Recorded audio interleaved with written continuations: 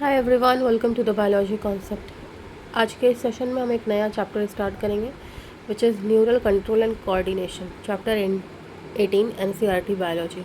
ठीक है, इस चैप्टर में हम जानेंगे कि कैसे हमारी बॉडी जो है वो एक होम्योस्टैटिस को मेंटेन करती है। होम्योस्टैटिस मीन्स हमारा इंटरनल इन्वायरमेंट जो है वो एक्सटर्नल इन्वायरमेंटल अफेक्ट की वजह से अपने आप को ईज़िली उसके अकॉर्डिंग ढाल पाता है। हमारी बॉडी के एक इंटरनल नीड जो है वो एक्सटर्नल नीड के अकॉर्डिंग चेंज होती है या फिर मेंटेन रहती है। जैसे कि अगर हम एक्सरसाइज कर रहे हो तो हमारी बॉडी को ज़्यादा ऑक्सीजन की नीड होगी, ओके, ज़्यादा एनर्जी की नीड होगी। तो कैसे हमारी इस फिज़िकल एक्सरसाइज को हमारा जो इंटरनल बॉडी ऑर्गन्स है, हमारा जो इंटरनल इन्वायरमेंट है, वो कैसे इस चीज़ को, इस नीड को पूरी कर पाता है, कैसे इस चीज़ को मेंटेन करता है, उसे हम कहते हैं होम्योस्टैटिस।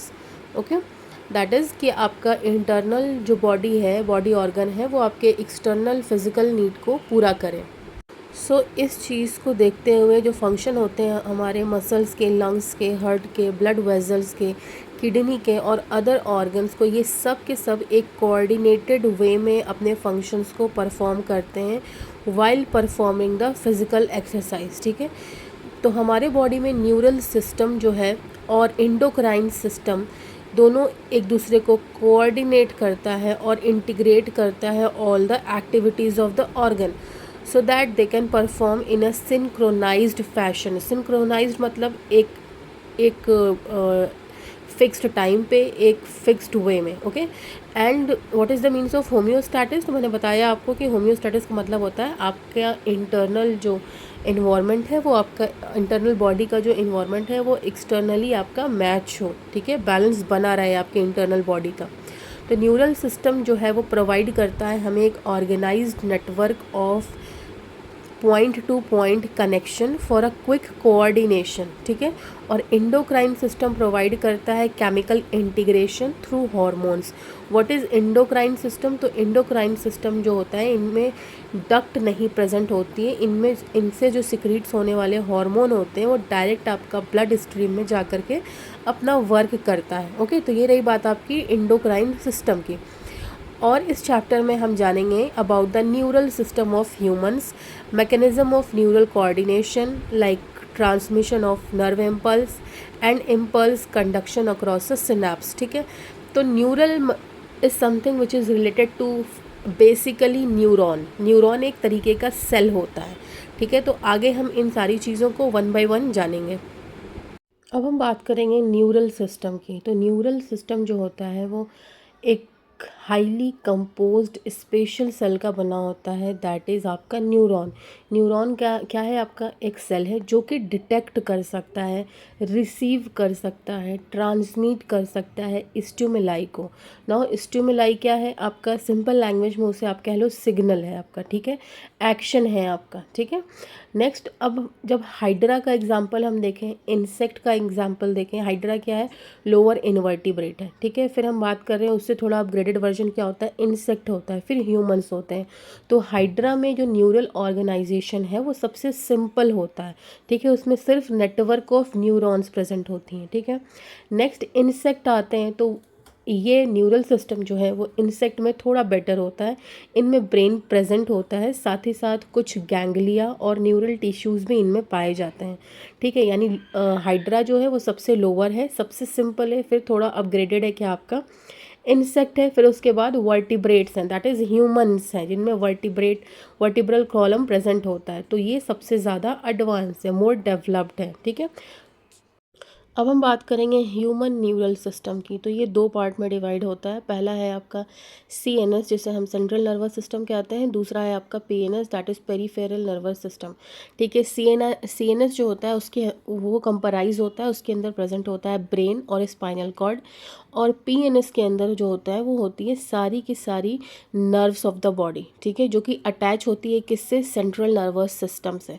ठीक है, अब नर्व फाइबर क्या होता है? नर्व फाइबर पीएनएस में दो तरीके के नर्व फाइबर हैं।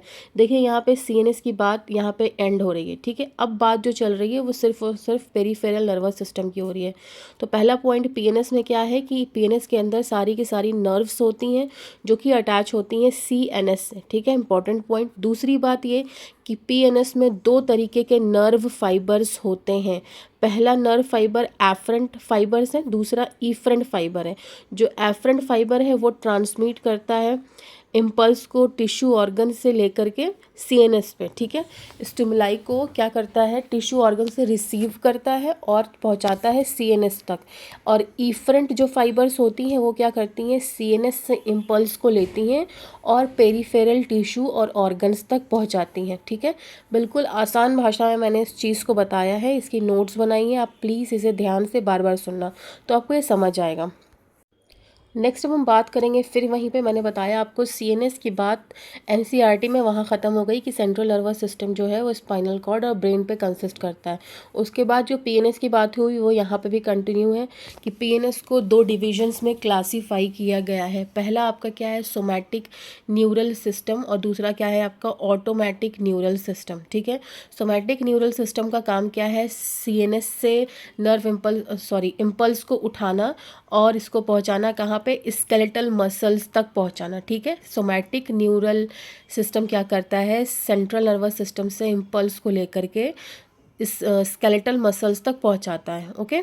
और ऑटोनॉमिक नर्वस न्यूरल सिस्टम आपका क्या करता है, सेंट्रल से इम्पल्स को लेकर के इनवॉल्यूंटरी ऑर्गन तक और smooth muscles of the body तक इम्पल्स को पहुंचाता है। लेकिन दोनों का काम यहाँ क्या है, सीएनएस से ही ट्रांसफ़र कर रहा है इम्पल्स को, ठीक है। सोमैटिक क्या कर रहा है, सीएनएस से स्केलेटल मसल तक पहुंचा रहा है, और ऑटोमेटिक न्यूरल सिस्टम क्या कर रहा है, सीएनएस से इम्पल्स को इनवॉलंटरी ऑर्गन और smooth muscles of the body तक पहुंचा रहा है, ठीक है।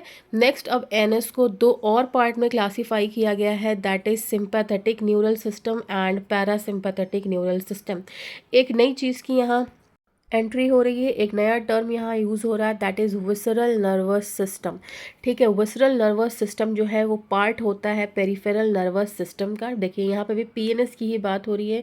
इसके अंदर प्रेजेंट होते हैं क्या, पूरे के पूरे whole complex of nerves, fibers, ganglia and plexus, ठीक है।